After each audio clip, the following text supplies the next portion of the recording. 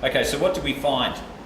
Well, firstly, 19 different stories, and essentially there's no template to fixing a farm or fixing the landscape, but there are a number of principles. So we all need to bear in mind there are no recipes out there per se. But we did find that the case studies that we looked at all included a production or profit increase, and they were joined with goals related to sustainability, better health, and or a balanced lifestyle. Regardless of the personal goals that our case study participants have demonstrated, they all had balance sheets that were in the black based on either increased production or lower input costs, which is just as important, water use efficiency, building their soil health, maintenance improvement of the natural resource base, and there's some wonderful stories there. The other key point, and this shouldn't surprise any of us, is that the landscapes aren't going to change by themselves. It's all about the people dimension. And often we think that landscape management, we forget about that man bit or that human element. We found that the motivations for change were quite different amongst our case studies. We also found that adopting change was difficult. And so our 19 case studies really are people who are risk takers. And I remember one of our board members talking about that at our last board meeting, saying that these guys are happy to take risk. The next guys and girls we need to jump on board probably don't have the same appetite for risk. So we've got to start thinking about how we bring people on with a different profile. We've been able to identify what were the motivators for change. So each case study up front says what their motivation for change was. So you can get a sense of what these people were trying to achieve in what they were doing.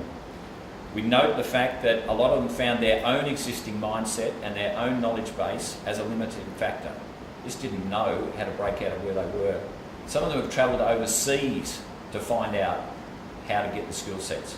Some have seen something sparked on telly and I'll investigate it more. But their journey's about how they gained those skill sets or invested in their property. Again, we'll articulate, I think, of these case studies, and I commend that part of it to our study because we need to find out how more and more people can adopt these things. Another common point was using the natural systems in place rather than fighting them. And of course, the fact that you can't keep producing beef, sheep, goats, wool, forestry and taking it off the property and not putting something back on the property. You need to keep that nutrient cycle and natural cycles turning around.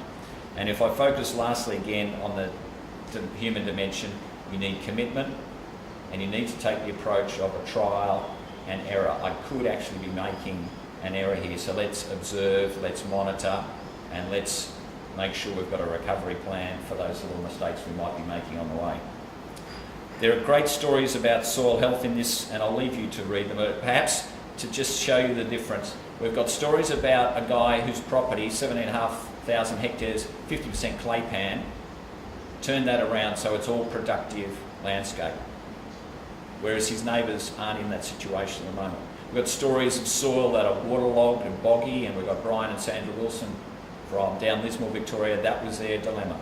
We've got people growing wheat almost in sand on 105 millimetres of rainfall during the growing season, the opposite end of the spectrum from the boggy soils. But they've got a great system in place. So I think we're covering a lot of the stories. We've got some great water stories.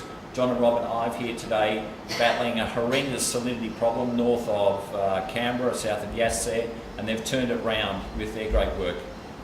We've got water stories where we're now holding water in the landscape for availability for plants and animals. They're great stories based on a whole number of different approaches, so I commend them to you.